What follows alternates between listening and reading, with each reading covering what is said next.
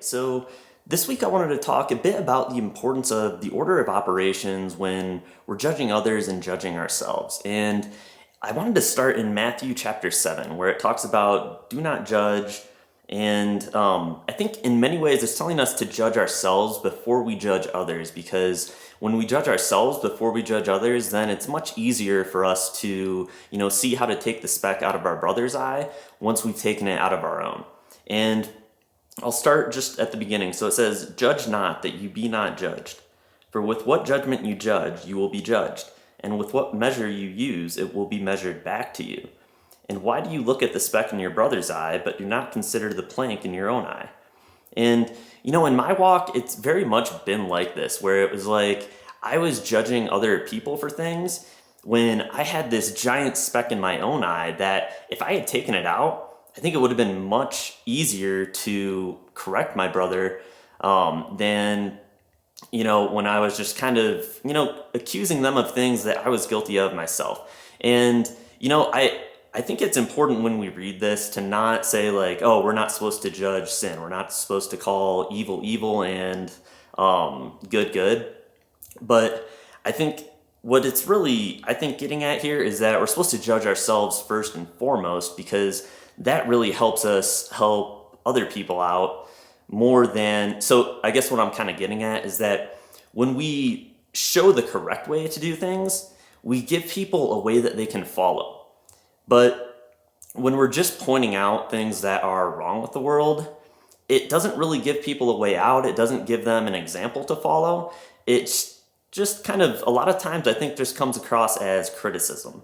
And so, yeah, in Matthew 7:5, it says, "Hypocrite, first remove the plank from your own eye, and then you will see clearly to remove the speck from your brother's eye."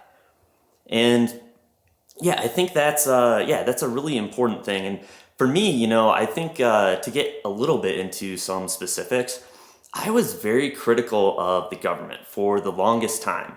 Well, actually, so yeah, it's interesting. Like, I wasn't initially super anti-government. I really thought the military was cool. I don't think I've told this story on this channel, so I guess I'll tell it. So when I was younger and in middle school, I didn't usually have like giant groups of friends. I was usually close friends with one, maybe two people in different situations. And in middle school, I had two close friends in, I think it was 8th grade. And they both wanted to go to this Catholic military high school. And the thought had never really crossed my mind to go there, but since both of my closest friends were going there, and I was like, you know what, I don't, I don't want to be alone in high school, so I think I'll look into it. And I looked into it, and I actually liked a lot of what I saw, and I convinced my parents. I was like, can I apply here and go here? And they were like, yeah, sure. And so we ended up taking the entrance exam, and as it turned out, my friends didn't get in, but then I was the only one who got in. And it was very interesting. It felt like God was sort of nudging me to go here. It kind of happened in I don't know, like just kind of a bizarre way. And so I was like, you know what, I think God wants me to go here. And so I went there. And I was not really against the military. I actually thought it was really cool. My friends and I think we would play with like airsoft guns and pretend that we were in the military. But so I wasn't always against it. But then, as time went on, I think I started to look at a lot of things that were wrong in the world and just cast the blame on the people who I thought were in charge and the cause of all of it. And in many times that turned out to be, for me at least, I thought it was the government. So I would blame the government for a lot of things. And, it's interesting how when we judge ourselves first and foremost, it's much easier to, take the speck out of our brother's eye once we've done that. And speaking of, the government. So I was kind of treating the government as the villain, and I guess, for example, it's like, oh, they like get all this tax money and they're not like doing a good enough job caring for the poor. Whereas, that was my criticism, like trying to take the speck out of my brother's eye. But if I were to just look at, my own eye, was I really spending much money on taking care of the poor? Was I spending much time on that? No, I was spending my time criticizing the government and trying to take that speck out of their eye as opposed to, taking it out of my own eye first. And in many ways, when we when we simply just take that speck out of our own eye, I think it, number one, gives an example for other people to follow. But I mean, you might just solve the problem right there. If the problem that you're really trying to solve is helping the poor as opposed to making yourself feel good about yourself by criticizing others, if that's the problem you're really trying to solve, you have the power to do that. You can help the poor right away. You don't have to convince your brother of anything. And yeah, kind of like we talked about, I mean, if you give an example for people to follow, then you might even get them to actually follow you as opposed to just kind of, I don't know, complaining about things. And I think one of the more interesting verses in the Bible is when Jesus is talked to, and he's asked, is it lawful to pay taxes to Caesar? And I'm just going to read a little bit about that. So then they sent to him some of the Pharisees and the Herodians to catch him in his words. When they had come, they said to him, "Teacher, we know that you are true and care about no one, for you do not regard the person of men, but teach the way of God in truth. Is it lawful to pay taxes to Caesar or not? Shall we pay or shall we not pay?" But he, knowing their hypocrisy, said to them, "Why do you test me? Bring me a denarius that I may see it."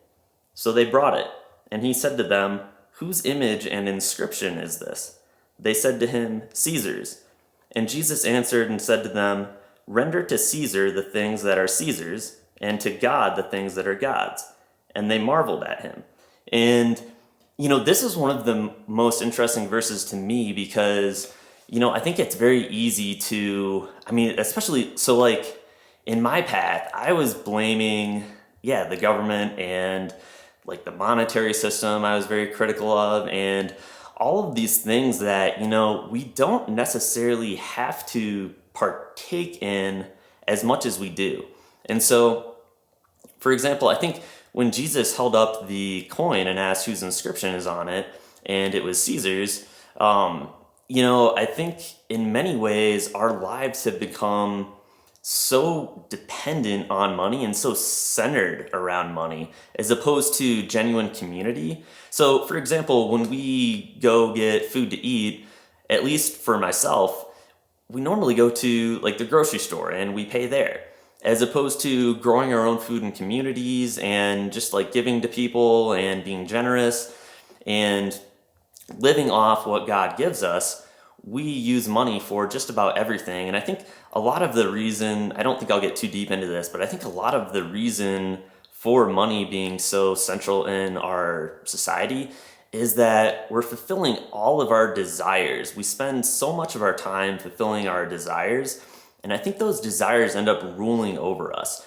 And because we're spending so much time on things that aren't really necessary, but things that we desire, and so, for example, like entertainment and stuff like that.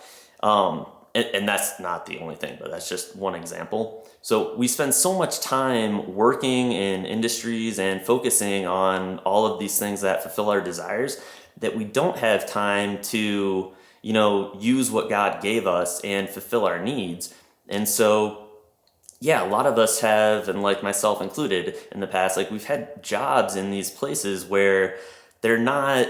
And it's interesting, during the coronavirus, we had, I think it was termed necessary workers.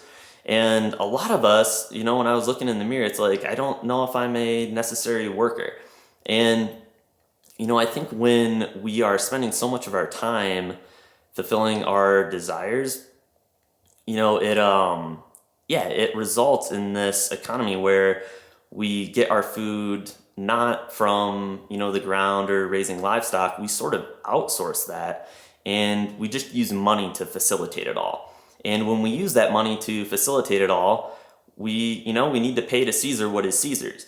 And, when we're, like paying taxes, for example, as Jesus talks about in this verse, you can be mad about what the government does with your tax money, or you can live your life in a way where you're paying less taxes because you're rendering to God what is God's, and you're using what God gives you in order to survive, as opposed to, just feeding your desires and living in this world where, everything is centered around money.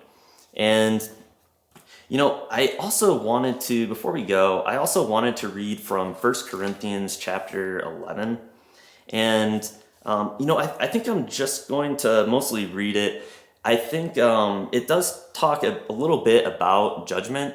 And I think this is just a really interesting, I think actually 1 Corinthians 11 through 13 is that's one of my favorite passages to kind of read through, because it's very interesting. But I'm gonna start at verse 17. And, it just talks about conduct at the Lord's Supper. It says, "Now in giving these instructions, I do not praise you, since you come together not for the better, but for the worse. For first of all, when you come together as a church, I hear that there are divisions among you, and in part I believe it.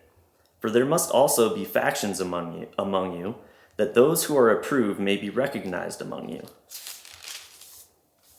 Therefore, when you come together in one place, it is not to eat the Lord's Supper. For in eating, each one takes his own supper ahead of others, and one is hungry and another is drunk. What? Do you not have houses to eat and drink in? Or do you despise the church of God and shame those who have nothing?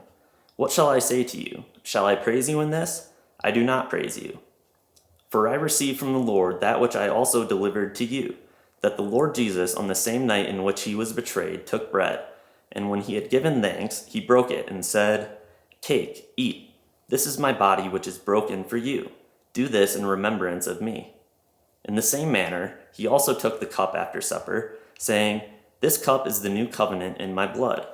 This do as often as you drink it in remembrance of me. For as often as you drink this bread and drink this cup, you proclaim the Lord's death till he comes.'" And now this is the part where it talks about examining yourself and judging yourself. And so it says, "Therefore, whoever eats this bread or drinks this cup of the Lord in an unworthy manner will be guilty of the body and blood of the Lord. But let a man examine himself, and so let him eat of the bread and drink of the cup. For he who eats and drinks in an unworthy manner eats and drinks judgment to himself, not discerning the Lord's body. For this reason, many are weak and sick among you, and many sleep. For if we would judge ourselves, we would not be judged.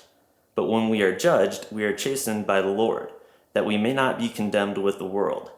Therefore, my brethren, when you come together to eat, wait for one another.